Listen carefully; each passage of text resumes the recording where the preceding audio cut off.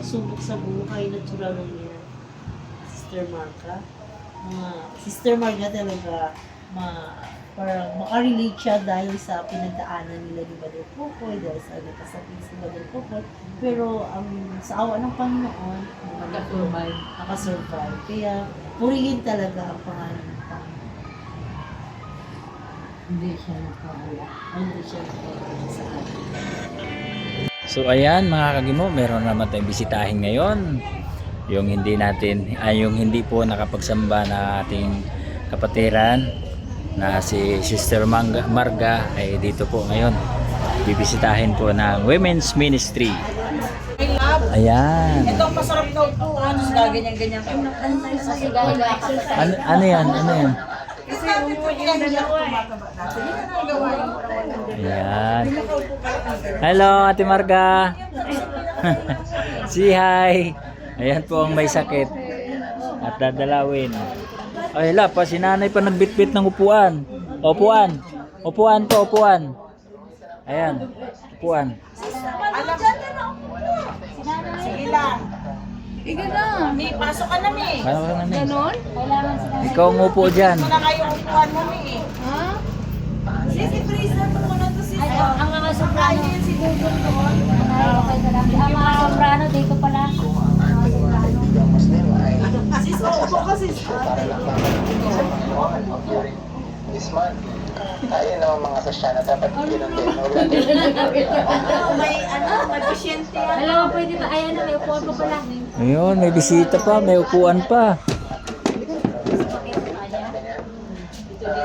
Ate Nerlio. Yan ba, Nerlio yung isa? Para mabilis daw mga anak. Dito. Oh, dito na. Pamang best po. Ayan. Ng mga Kristiyano, Doon. should not be. O, Sige lang, ako. Okay lang. dito ka na upo. Ayan, okay. Okay pa nila ko like yan kayo ni Mami.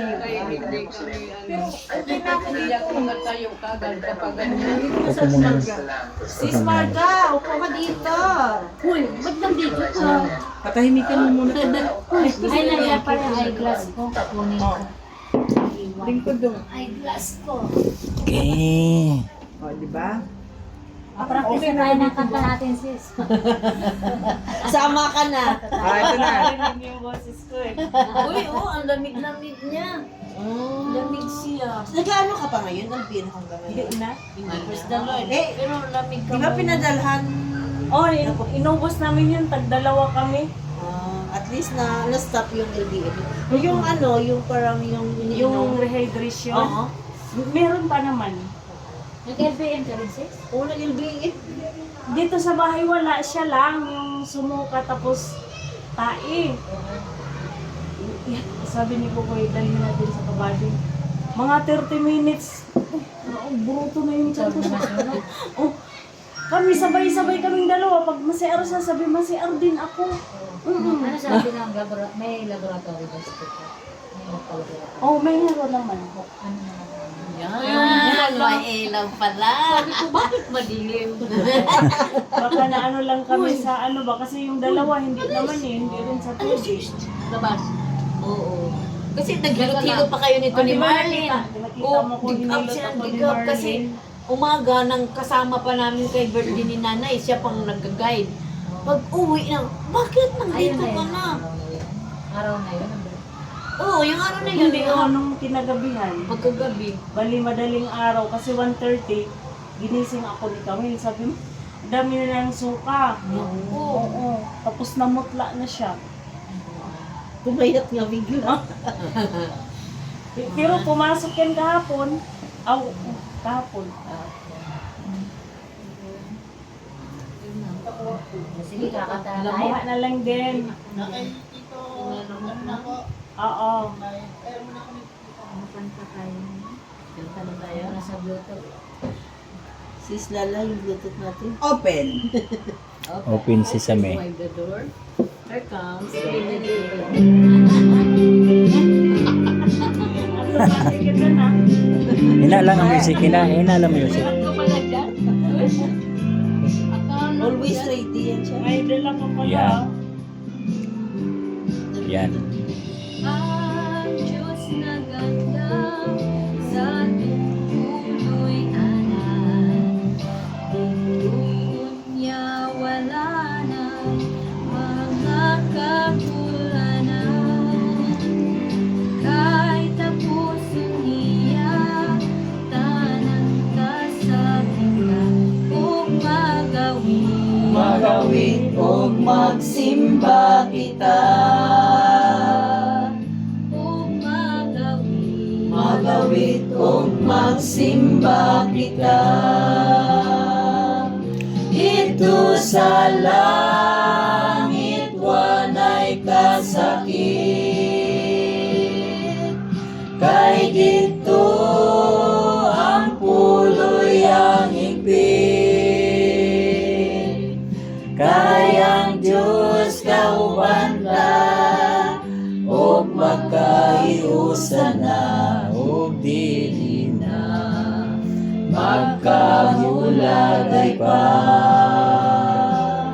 Ito ang Diyos, Atong kaubanan.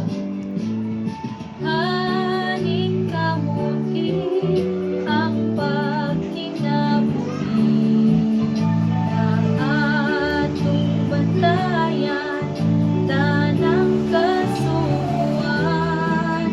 Kay atong mangkot ang gasa ni Jesus, ang corona. Corona iyang gitaganan. Ang corona. Corona iyang gitaganan. Ito sa langit wanay kasakit. Kay dito ang puloy ang higpit.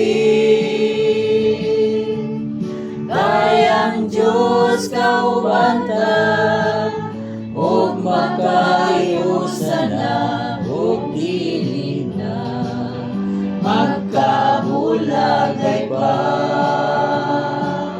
Ito ang Diyos, Atong kaubanan. Ito sa langit wanay kasakit. Kay dito ang puloy ang higpit. Kayang Diyos kauban ta, o magkaiusan na, o dili na, magkabulagay pa. kay dito Ang Diyos kaubanan.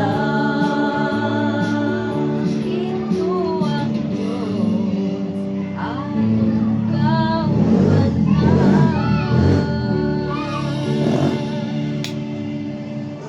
Amen. Amen.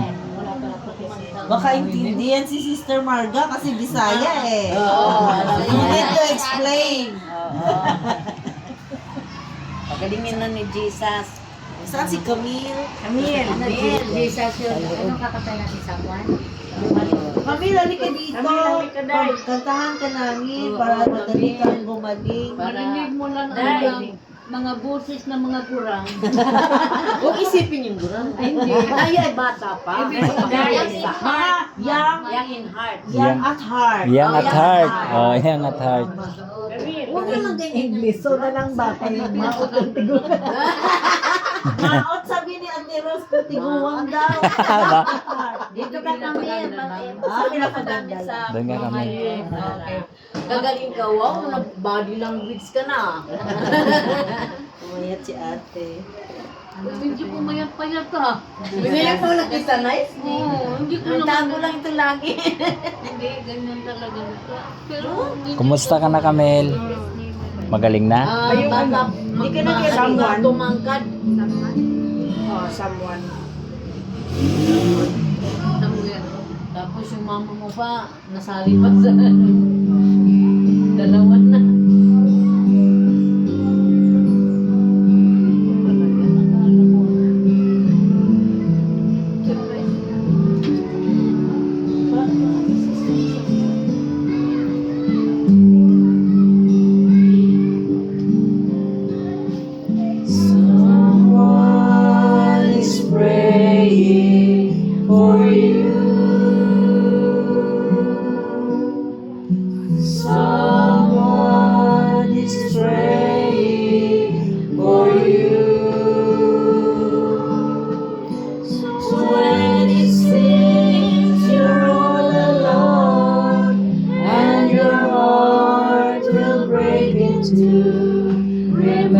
remember someone is praying for you. Out the clouds brought you covered in the midst of the storm. Is your ship tossed and battered? Are you weary and worn? Don't lose hope, someone's praying for you this very day. And peace be still, is already on the way. Someone is praying for you. Someone is praying for you. So when it seems you're all alone and your heart will break in two, remember someone is praying for you. When it seems that you're praying, tell your strength is all gone, and your tears fall like raindrops all the day long. He cares and he knows just how much you can bear. He'll speak your name to someone in prayer. Someone is praying for you. Someone is praying for you. So when it seems you're all alone and your heart will break in two, remember someone is praying for you. Someone is praying for you. Someone is praying for you. So when it seems you're all alone and your heart will break in two, remember someone is praying for you. Remember someone is praying for you.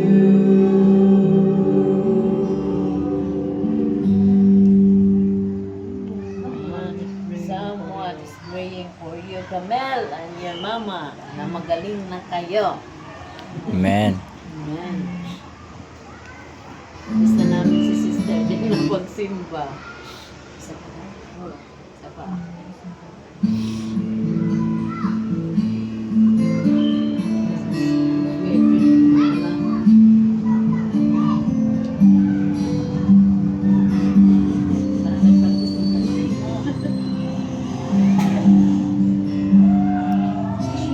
Jesus, you're the sweetest name of all.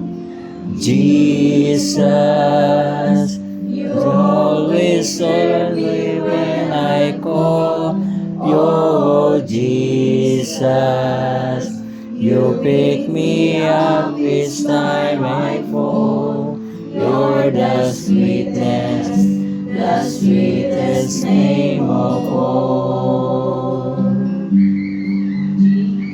Jesus, how I love to praise your name. Jesus, you're still the first, the last, the same. Oh Jesus, you died and took away my shame. You're the sweetest name of all. Jesus, you're the Son and coming King. Jesus, we need the love that you can bring. Oh Jesus, we lift our voices up and sing. You're the sweetest name of all. Jesus, you're the sweetest name of all. Jesus, you always hear me when I call. Oh Jesus, you pick me up each time I fall. You're the sweetest name of all. You're the sweetest name of all. You're the sweetest name of all.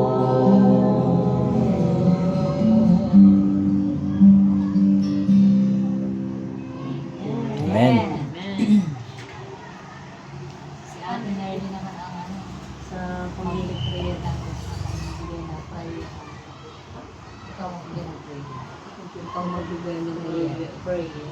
Kahit Bisaya, okay na. Bisaya. Kaya ang ganda, Ate Camino, ng message ng song. Ang ganda ng pangalan ng iba. Ang sarap ng pangalan ng Panginoon na kung ano nangyayari sa ating buhay, lalo na sa mga sa estudyante, mga challenges, diba pa doon kung magkasakit, diba? Ang sabi ng Panginoon na kung tayo ay nadapa or nakulog, nandiyan na siya para mag-pick sa atin. Pick it up sa atin. Kaya, alalayan tayo. Kaya yung mga pagsubok sa buhay, natural lang yan. Sister Marga. Sister Marga talaga, parang makarelate siya dahil sa pinagdaanan nila ni Brother Popoy, dahil sa nagkasakit si Brother Popoy. Pero sa awa ng Panginoon, nakasurvive. Kaya purihin talaga ang pangalan ng Panginoon. Hindi siya nakawala. Hindi siya nakawala sa atin. Nandyan lang siya, no? May mga kapigatian na dumating sa buhay natin, lumapit lang tayo sa Diyos, hindi siya mag-aalinlangan na tayo'y punuan sa ating mga pangangailangan.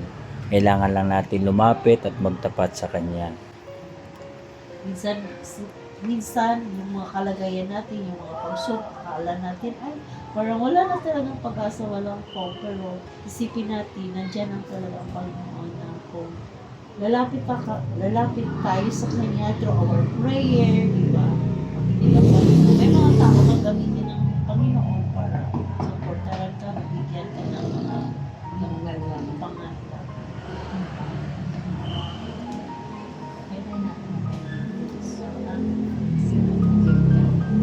Text pagkatapos ng prayer. Sige, prepare na tayo. Ang anak, ikaw ay nagpunta sa amin. Sa oras na ito, kami ay nandito sa bahay ng Sister Marga na Marsala Pamilya. Kasama din si kami. O Lord, ikaw ang Diyos namin na maglalalang. Ikaw ang nakakaalam sa aming buhay. Sa hapon ito, kami ay nandito at ipagsama kay Sister Marga sa iyong pamilya. Tulungan mo sila, O Lord, sa iyong another isang linggo para harapin naman yung challenges sa buhay. Pero yun lang ang ano natin. Kasi may Panginoon tayo talaga na inaasahan na hanggang tumulong sa atin. Amen. Kasama natin. May nagmamahal sa iyo. Yung next natin. Pupunta pa ba tayo doon? Punta pa tayo doon kay, ano, Ayun po, sa kanya. kay sister. Yung, So ayan mga kagimo, suportahan niyo po ang aming ministry kasama ang Moments na magdadalaw sa ating mga kababayan na may sakit, yung mga kailangan ng comfort. Bisitahin natin, sana ipagpalain pa at marami pa kaming pwedeng maihandog sa kanila na hindi lang financial kundi prayer, no? Gaya ng ating mga ginagawa ngayon na pag-aawitan. Malaking tulong din yan sa kanila. Kaya hanggang sa muli mga kagimo, thank you and God bless.